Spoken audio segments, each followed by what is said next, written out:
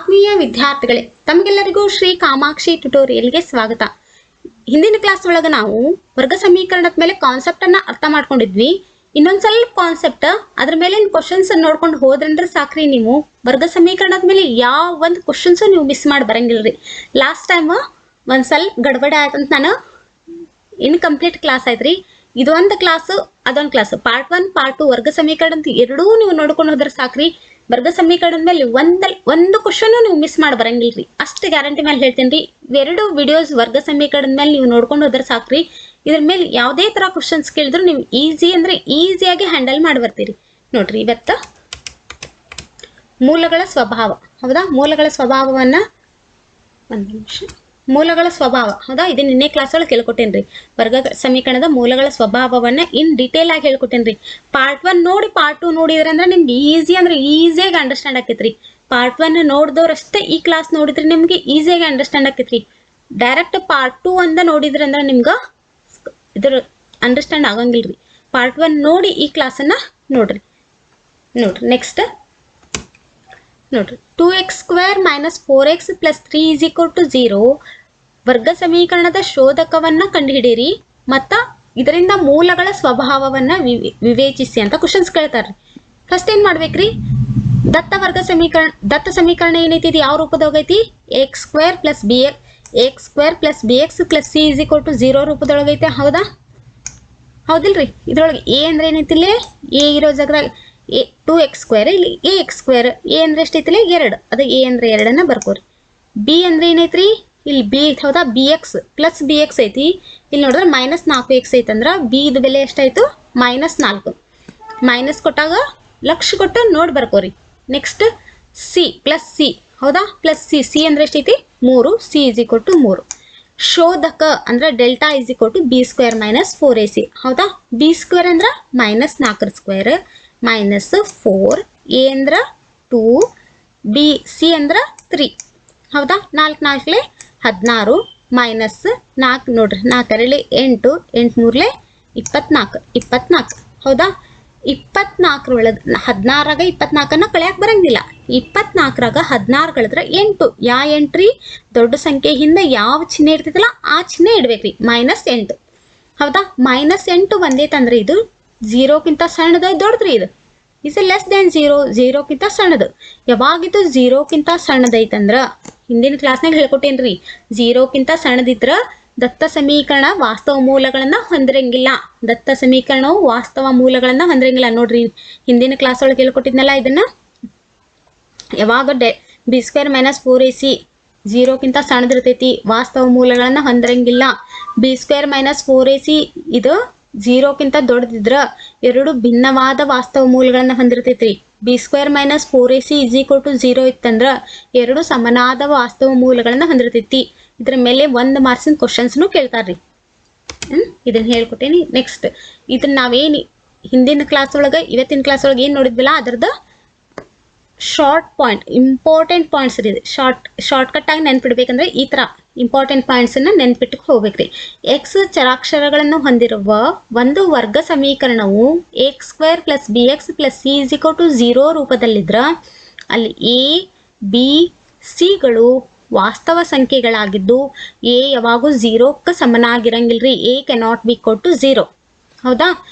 x² + bx + c = 0 ಸಮೀಕರಣದಲ್ಲಿ ಒಂದು ವಾಸ್ತವ ಸಂಖ್ಯೆ ಅಲ್ಫಾಗೆ a α² + b α + c = 0 ಆದರೆ ಆಗ ಅಲ್ಫಾವನ್ನ ಆ ವರ್ಗ ಸಮೀಕರಣದ ಒಂದು ಮೂಲ ಅಂತ ಕರಿತೇವ್ರಿ, ಹೌದಾ?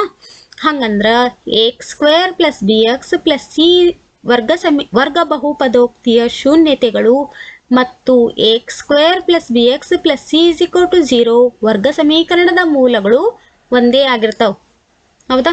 ನೆಕ್ಸ್ಟ್ ನೋಡ್ರಿ, x² + bx + c ನೋಡ್ರಿ, x² + bx + c a cannot be equal to 0, ಹೌದಾ? a 0ಗೆ ಸಮನಾಗಿರಂಗಿಲ್ಲ.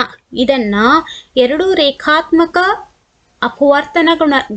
ಅಪವರ್ತನಗಳ ಗುಣಲಬ್ಧವಾಗಿ ಅಪವರ್ತಿಸಲು ಸಾಧ್ಯವಾದರೆ ಈ ಪ್ರತಿಯೊಂದು ಅಪವರ್ತನವನ್ನು 0ಗೆ ಸಮೀಕರಿಸುವುದರಿಂದ x² + bx + c = 0 ವರ್ಗ ಸಮೀಕರಣದ ಮೂಲಗಳನ್ನು ನಾವು ಕಂಡುಹಿಡಿಯಬಹುದು. ಹೌದಾ? ವರ್ಗ ಸಮೀಕರಣದ ಸೂತ್ರ ಏನ್ರಿ? X square plus b x plus c is equal to 0. ವರ್ಗ ಸಮೀಕರಣದ ಮೂಲಗಳು minus b plus or minus square root of b square minus 4ac divided by 2a. ಇಲ್ಲಿ b square minus 4ac is greater than or equal to 0 ಆಗಿರ್ಬೇಕು.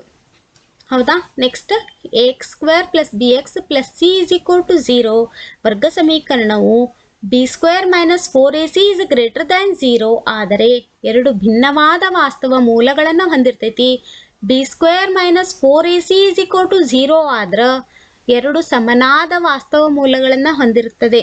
ಅದೇ ರೀತಿ b square minus 4ac is less than 0 ಆದರೆ ಯಾವುದೇ ವಾಸ್ತವ ಮೂಲಗಳನ್ನು ಹೊಂದಿರಂಗಿಲ್ಲ. ಹೌದಾ? Next ಇದ್ರ ಮೇಲೆ ಬರ್ತಕ್ಕಂಥ ಬಹು ಆಯ್ಕೆಯ ಪ್ರಶ್ನೆಗಳು ಮೋಸ್ಟ್ ಇಂಪಾರ್ಟೆಂಟ್ ರೀ. ನೋಡ್ರಿ, x square plus 4x plus 4 is equal to 0. ಈ ಸಮೀಕರಣದ ಶೋಧಕ ಅಂದ್ರೆ ಏನ್ರಿ? Delta is equal to b square minus 4ac. ಹೌದಾ? B square minus 4ac. ಹೌದು? B square minus 4ac is equal to ನೋಡ್ರಿ, b square minus 4ac is equal to b ಅಂದ್ರೆ ಇಲ್ಲಿ ಎಷ್ಟೈತ್ರಿ? ಇದು x square plus b x plus c is equal to 0 ರೂಪದಾಗ ಇರ್ತೈತೆ. B ಅಂದ್ರೆ ಎಷ್ಟೈತ್ರಿ? ಇಲ್ಲಿ 4. ಹೌದಾ? 4ರ ಸ್ಕ್ವೇರ್ ಅಂದ್ರೆ 4 4 16. ಡೈರೆಕ್ಟ್ ಬರೀಲಿ. 4ರ ಸ್ಕ್ವೇರ್ ಅಂದ್ರೆ 4 4 16. ಬಿ ಅಂದ್ರೆ 4. ಬಿ ಸ್ಕ್ವೇರ್ ಅಂದ್ರೆ 4ರ ಸ್ಕ್ವೇರ್. 4ರ ಸ್ಕ್ವೇರ್ ಅಂದ್ರೆ 4 4 16 ಮೈನಸ್ 4. ಹೌದಾ? ಎ ಅಂದ್ರೆ ಎಷ್ಟೈತಿಲೆ? 1. ಎ ಅಂದ್ರೆ ಇಂಟು 1. ಎ ಅಂದ್ರೆ 1 ಇಂಟು ಸಿ ಅಂದ್ರೆ 4. ಹೌದಾ? ನೋಡ್ರಿ, ಈಗ 4 16ಕ್ಕೆ 16 ಹಂಗೆ ಬರ್ಕೋರಿ. ಮೈನಸ್ 4 4 ಎಷ್ಟು ಬಂತಿಲ್ಲ? 16. 16 16 ಕಳೆದ್ರೆ ಎಷ್ಟು ರೀ? 0. ಹೌದಾ? ಅಂದ್ರೆ first option a is the right answer. 0 ಅಂತಕ್ಕಂಥದ್ದು ರೈಟ್ ಆನ್ಸರ್. ತಿಳಿತ್ರಿ ಎಲ್ಲಾರ್ಗು? Next question. X square plus b x plus c is equal to 0. ವರ್ಗ ಸಮೀಕರಣದ ಶೋಧಕ. ವರ್ಗ ಸಮೀಕರಣದ ಶೋಧಕ ಅಂದ್ರೆ ಯಾವುದು? B square minus 4ac. First option is the right answer. Next, ಈ ಕೆಳಗಿನ ಪ್ರಶ್ನೆಗಳಿಗೆ ಉತ್ತರಿಸಿ. ಅಂದ್ರೆ ಇದ್ರ ಮೇಲೆ ಬರ್ತಕ್ಕಂಥ 1 ಅಂಕದ ಪ್ರಶ್ನೆಗಳು. 1 ಅಂಕದ ಪ್ರಶ್ನೆಗಳು ಅದು ಬಹು ಆಯ್ಕೆಯ ಪ್ರಶ್ನೆಗಳು. 1 ಅಂಕದ ಯಾವ ರೀತಿ ಕ್ವಶನ್ಸ್ ಕೇಳ್ತಾರ ಅಂದ್ರೆ ಇದು ಒಂದು ವರ್ಗ ಸಮೀಕರಣದ ಶೋಧಕದ ಬೆಲೆಯು ಶೂನ್ಯವಾಗಿದ್ದಾಗ ಅದರ ಮೂಲಗಳ ಸ್ವಭಾವವನ್ನ ಬರೆಯಿರಿ. ನೋಡ್ರಿ, ಶೋಧಕದ ಬೆಲೆ 0 ಅಂದ್ರೆ ಡೆಲ್ಟಾ ಇಸ್ ಈಕ್ವಲ್ ಟು 0 ಅಂದ್ರೆ ಅಲ್ಲೇ ಮೂಲಗಳು ಸಮ ಮತ್ತು ವಾಸ್ತವಾಗಿರ್ತಾವ. ಹೌದಾ? ಮೂಲಗಳು ಸಮನಾಗಿರ್ತಾವ ಮತ್ತು ವಾಸ್ತವಾಗಿರ್ತಾವ. ಇದನ್ನ ಮೂರೂನು ಅದಕ್ಕೆ ನಾನು ನಿಮ್ಗೆ ಹಿಂದಿನ ಕ್ಲಾಸ್ ಒಳಗ ಫುಲ್ ಡೀಟೇಲ್ ಆಗಿ ಹೇಳ್ಕೊಟ್ಟೇನ್ರಿ. ಡೆಲ್ಟಾ ಗ್ರೇಟರ್ ದ್ಯಾನ್ 0 ಇದ್ರೆ ಏನಿರ್ತೈತಿ, ಡೆಲ್ಟಾ ಇಸ್ ಈಕ್ವಲ್ ಟು 0 ಇದ್ರೆ ಏನಾಕೈತಿ, ಡೆಲ್ಟಾ ಇಸ್ ಲೆಸ್ ದ್ಯಾನ್ 0 ಇದ್ರೆ ಏನಾಕೈತಿ ಅನ್ನೋದನ್ನ ಮೂರು ಹೇಳ್ಕೊಟ್ಟೇನ್ರಿ. ಮೂರು ನೆನ್ಪಿಟ್ಕೊಂಡು ಹೋದ್ರ 1 ಮಾರ್ಕ್ಸಿನ ಗ್ಯಾರಂಟಿ ಕ್ವಶನ್ ಅಂದ್ರೂ ಅನ್ಬೋದ್ರಿ. ಒಂದು ವರ್ಗ ಸಮೀಕರಣದ ಶೋಧಕದ ಬೆಲೆಯನ್ನ ಶೂನ್ಯವಾಗಿದ್ದಾಗ ಅಂದ್ರೆ ಇದನ್ನ ಡೆಲ್ಟಾ ಇಸ್ ಈಕ್ವಲ್ ಟು 0 ಇದ್ದಾಗ, b square minus 4ac is equal to 0 ಇದ್ದಾಗ ಏನಾಗಿರ್ತೈತಿ? ಮೂಲಗಳ ಸ್ವಭಾವ ಏನಿರ್ತೈತಿ? ಮೂಲಗಳು ವಾಸ್ತವ ಮತ್ತು ಸಮನಾಗಿರ್ತಾವ. ತಿಳಿತ್ರಿ? ಇದ್ರ ಮೇಲೆ ಬರ್ತಕ್ಕಂತಹ 1 ಅಂಕದ ಪ್ರಶ್ನೆಗಳು ಈ ರೀತಿ ಕೇಳ್ತಾರ. ಬಹು ಆಯ್ಕೆ ಪ್ರಶ್ನೆಗಳು ಯಾವ ರೀತಿ ಕೇಳ್ತಾರ ಅಂತ ಹೇಳಿದೆ. 1 ಅಂಕದ ಪ್ರಶ್ನೆಗಳನ್ನ ಯಾವ ರೀತಿ ಕೇಳ್ತಾರಂತ ಹೇಳಿದೆ. ಈಗ 2 ಮಾರ್ಕ್ಸಿಂಗ್ ಕ್ವಶನ್ ಇದ್ರ ಮೇಲೆ ಯಾವ ರೀತಿ ಕೇಳ್ತಾರ ನೋಡ್ರಿ. 2 ಮಾರ್ಕ್ಸಿಂಗ್ ಕ್ವಶನ್ ಒಳಗ ಫಸ್ಟ್ ಕ್ವಶನ್ ನೋಡ್ರಿ. X square minus 3x plus 1 is equal to 0. ಈ ಸಮೀಕರಣದ ಮೂಲಗಳನ್ನ ವರ್ಗ ಸಮೀಕರಣದ ಸೂತ್ರವನ್ನ ಉಪಯೋಗಿಸಿ ಕಂಡುಹಿಡಿಯಿರಿ ಅಂತ ಕೇಳಾರ. ಹೌದಾ? ಇದನ್ನ ಯಾವ ರೀತಿ ಮಾಡ್ಬೇಕಂದ್ರ ನೋಡ್ರಿ, x square minus 3x plus 1 is equal to 0. ಇಲ್ಲಿ a x square plus b x plus c is equal to 0 ರೂಪದೊಳಗೈತಿ. ಇಲ್ಲಿ ಎ ಅಂದ್ರೆ ಎಷ್ಟೈತ್ರಿ? ಇಲ್ಲೇ 1. A is equal to 1. ಇಲ್ಲಿ ಏನಿಲ್ಲ ಅಂದ್ರೆ 1 ಇರ್ತೈತಿ, ಅದಕ್ಕೆ ಎ ಅಂದ್ರೆ 1. ಬಿ ಅಂದ್ರ ಇಲ್ಲಿ -3 ಕೊಟ್ರ, ಅದಕ್ಕೆ ಬಿ ಅಂದ್ರ -3 ಬರ್ಕೋರಿ. ಸಿ ಅಂದ್ರೆ ಎಷ್ಟೈತಿ? ಇಲ್ಲೇ 1. ಹೌದಾ? ಸೂತ್ರ ಏನ್ರಿ? X equal to minus b plus or minus square root of b square minus 4ac divided by 2a. ಇದು ಸೂತ್ರ ಬರೆದ್ರೆ ಸಾಕು ನಿಮ್ಗೆ ಅರ್ಧ ಮಾರ್ಕ್ಸ್ ರೀ. ಒಬ್ಬೊಬ್ಬರು ಮೇಡಮ್ ನಂಗೆ ಲೆಕ್ಕನ ಬರಂಗಿಲ್ರಿ, ಗಣಿತ ಅಂದ್ರೆ ಬಹಳ ಕಷ್ಟ ರೀ ಅನ್ನೋರು ನೋಡ್ರಿ, ಖರೆ ಅಂದ್ರೆ ಎಲ್ಲಾರು ಪೂರ್ಣ ಸ್ಟೆಪ್ ಮಾಡಿ 2 ಅಂಕನ ತಗೋಬೇಕ್ರಿ. ಇಲ್ರಿ ಭಾಳ ಅಂದ್ರೆ ಭಾಳ ನಂಗೆ ಟಫ್ ಆಕೈತಿ ಅಂದ್ರೆ ನೋಡ್ರಿ, ಬರೀ ನೀವು ಏನು ಲೆಕ್ಕ ಮಾಡಂಗಿಲ್ಲ, ಸೂತ್ರ ನೆನ್ಪಿಟ್ಟು ಸೂತ್ರ ಬರೆದ್ರೆ ಸಾಕು ನಿಮ್ಗೆ ಅರ್ಧ ಮಾರ್ಕ್ಸ್ ಕೊಡ್ತಾರ್ರಿ. Next x equal to minus ಹಂಗ ಬರೀರಿ. ಬಿ ಬೆಲೆ ಏನೈತ್ರಿ? -3, ಅದಕ್ಕೆ -3 ಬರೀರಿ. Plus or minus square root ಒಳಗ ಬಿ ಸ್ಕ್ವೇರ್ ಅಂದ್ರ -3 ಸ್ಕ್ವೇರ್ ಮೈನಸ್ 4 ಇಂಟು ಎ ಅಂದ್ರ 1 ಇಂಟು ಸಿ ಅಂದ್ರ 1 ಭಾಗ್ಲೆ 2 ಇಂಟು ಎ ಅಂದ್ರೆ 1 ತಿಳಿತಾ ಇದು ಈ ಸ್ಟೆಪ್ ಬರೆಯೋದು ಎಲ್ಲರಿಗೂ ಅರ್ಥ ಆಯ್ತ್ರಿ ಏನು ನಾವು ಮಾಡಿರಿ ಈ ಲೆಕ್ಕದೊಳಗೆ ಏನಿಲ್ಲ ಈ ಸ್ಟೆಪ್ನಾಗ ಏನು ಮಾಡಿದ್ವಿ ನಾವು ಬರೀ ಅದ್ರೊಳಗೆ ಬೆಲೆ ತುಂಬಿದ್ರೆ ಸಾಕ್ರಿ ನಿಮ್ಗೆ ಅರ್ಧ ಮಾರ್ಕ್ಸ್ ನೋಡ್ರಿ ನಂಗೆ ಸಿಂಪ್ಲಿಫಿಕೇಶನ್ ಮಾಡಕ್ ಬರಂಗಿಲ್ರಿ ಮೇಡಮ್ ಭಾಳ ಟಫ್ ಆಕೈತಿ ಅನ್ನೋರು ಬರೀ ನೀವು ಸೂತ್ರ ಬರ್ದದ್ರಾಗ ಬೆಲೆ ತುಂಬೋದು ಕಷ್ಟನಾ 10th ಬಂದಿರಂದ್ರೆ ಇಷ್ಟರ ನಾಲೆಜ್ ಇರ್ತೈತಲ್ಲ ನೋಡ್ರಿ ಇಷ್ಟು ಬರೆದ್ರೆ ಸಾಕು ನಿಮ್ಗೆ 1 ಮಾರ್ಕ್ಸ್ ಬರೀ ಇಷ್ಟ ಸಣ್ಣ ಸಿಂಪ್ಲಿಫಿಕೇಶನ್ ನೋಡ್ರಿ ಇಲ್ಲಿ ಮೈನಸ್ ಇಂಟು ಮೈನಸ್ ಏನಪ್ಪ +3 plus or minus as it is ಬರೀರಿ ಇದಾದ್ಮೇಲೆ 3 3 9 ಮೈನಸ್ ಇಂಟು ಮೈನಸ್ ಪ್ಲಸ್ ಆಕೈತಿ +9 ತಿಳಿತ್ರಿ 4 ಮೈನಸ್ಕ್ಕೆ ಮೈನಸ್ ಹಂಗ ಬರೀರಿ 4 1 4 4 1 4 ಅಂದ್ರೆ 4 ಭಾಗ್ಲೆ 2 ಇಲ್ಲಿ 2 1 2 ಐತಿಲಿ 2 1 2 ಅಂದ್ರೆ 2 ಬರ್ತೈತಿ 3 3 ಹಂಗ ಬರೀರಿ ಪ್ಲಸ್ ಆರ್ ಮೈನಸ್ ಹಂಗ ಬರೀರಿ 9 4 ಕಳೆದ್ರೆ 5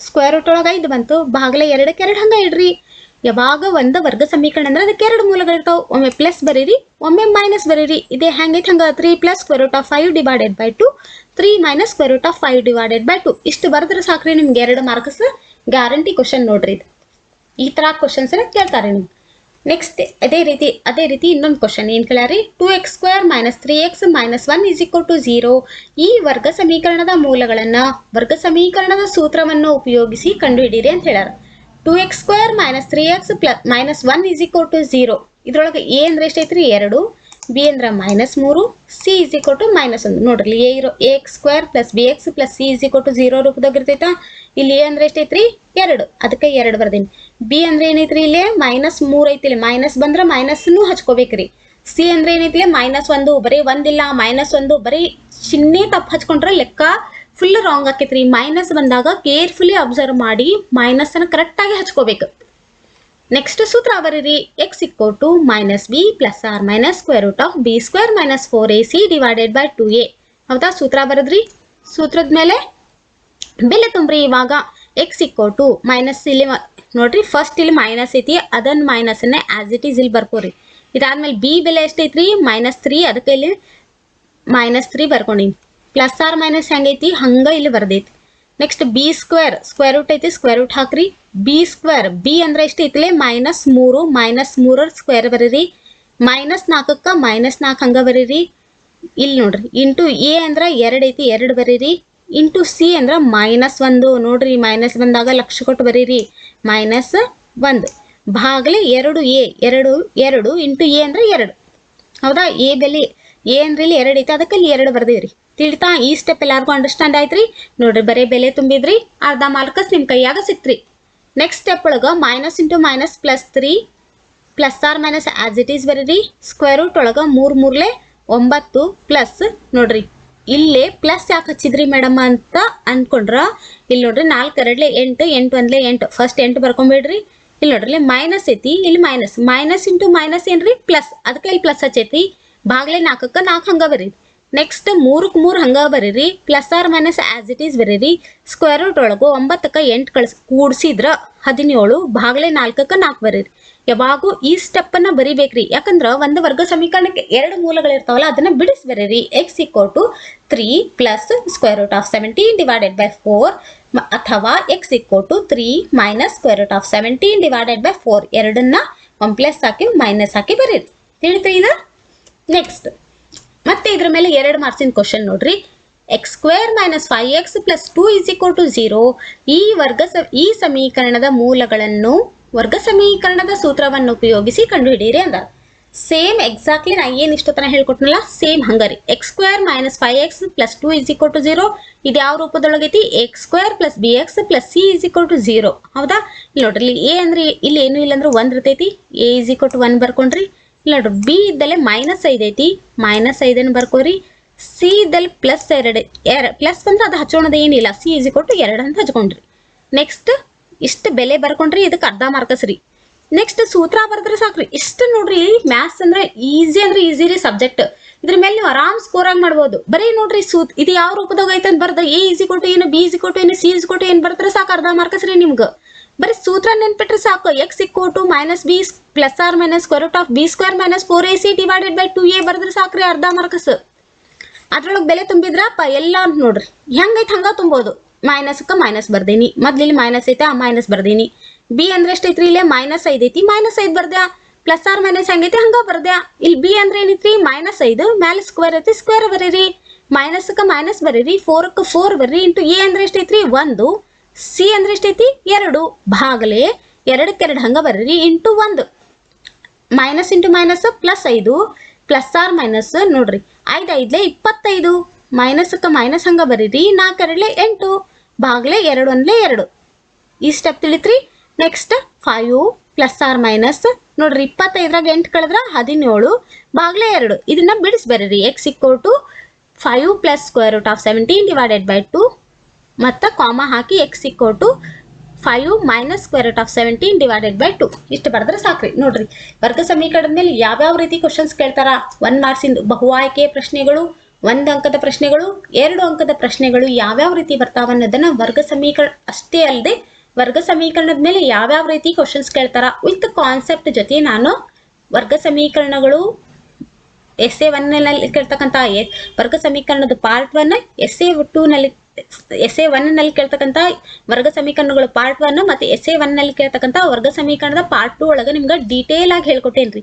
ನನ್ನ ಕ್ಲಾಸ್ ನಿಮ್ಗೆ ಲೈಕ್ ಆತಂದ್ರ 1 ಲೈಕ್ ಮಾಡ್ರಿ, ಸಬ್ಸ್ಕ್ರೈಬ್ ಮಾಡ್ಕೊರಿ, ನಿಮ್ಮ ಫ್ರೆಂಡ್ಸ್ಗೆ ಎಲ್ಲಾರ್ಗು ಶೇರ್ ಮಾಡ್ರಿ. Thank you.